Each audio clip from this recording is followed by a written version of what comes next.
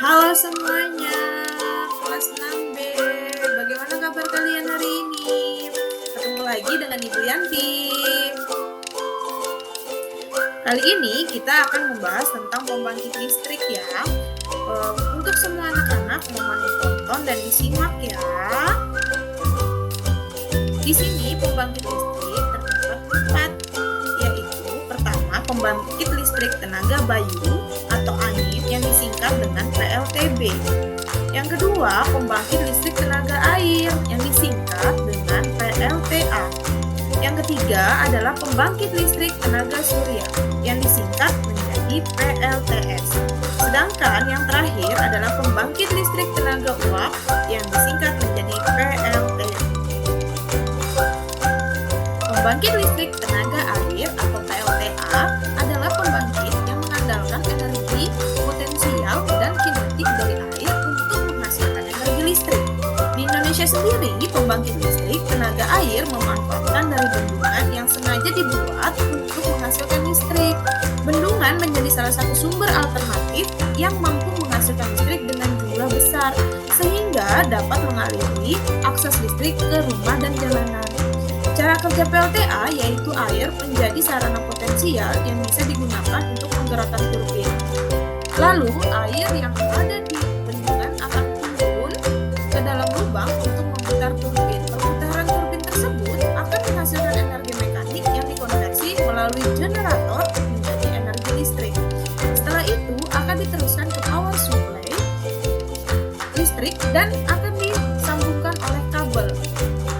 Umumnya, kabel tersebut dibentangkan dan ditahan oleh sutet, lalu dibagi ke daerah atau diteruskan ke rumah penduduk.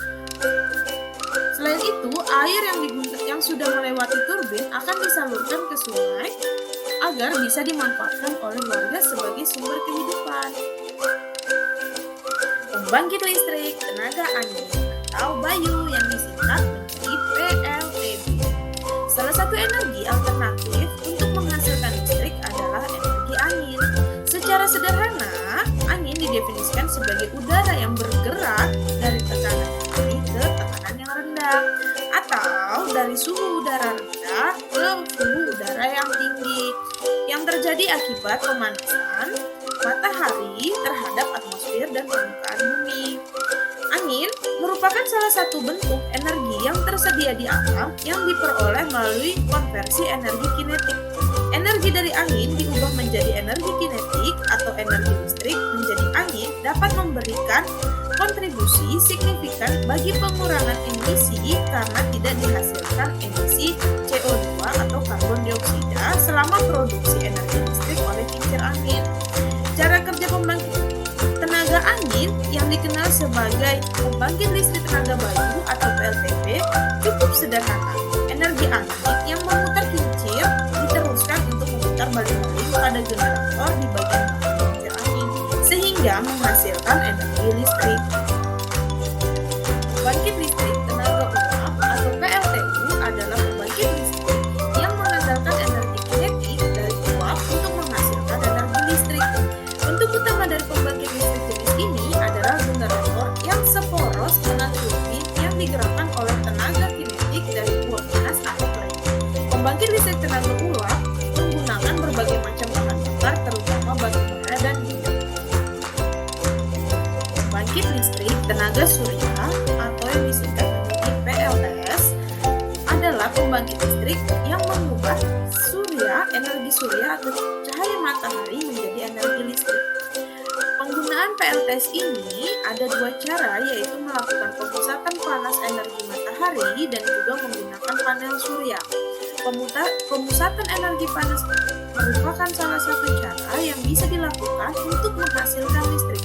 Dengan melakukan pemusatan energi panas, perangkat dari sistem PLTS ini akan digunakan untuk memanaskan air. Pemanasan ini akan menghasilkan uap air yang nantinya digunakan untuk menggerakkan pembangkit listrik. Sistem pembangkit listrik tenaga surya yang menggunakan pemusatan energi ini biasanya dilakukan dengan menggunakan sistem cermin.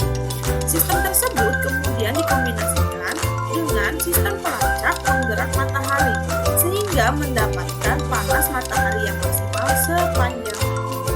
Yang kedua adalah adalah pembangkit listrik yang menggunakan panel tenaga matahari. Ini melakukan konversi energi sinar matahari menjadi energi listrik secara langsung.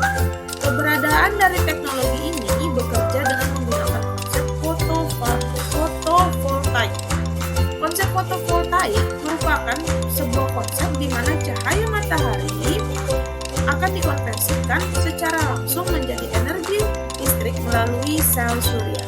Pada konsep fotovoltaik, sel surya nantinya digunakan untuk menangkap cahaya yang berasal dari matahari. Ini mengandung foton.